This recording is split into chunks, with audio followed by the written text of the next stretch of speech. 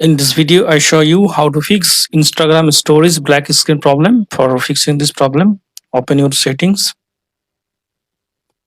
then go to apps, then go to see all apps, find out Instagram app, search Instagram, click on Instagram, click on storage and cache, then clear the storage, then delete, go back.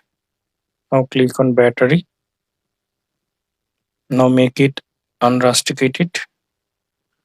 Now open Instagram app,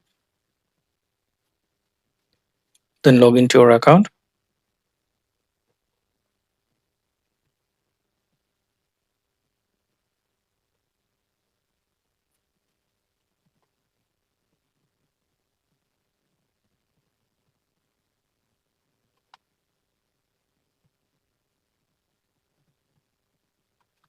And save.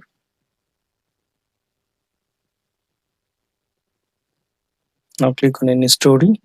Now I hope that this method fixes Instagram story black screen problem. Thanks for watching. Don't forget to subscribe.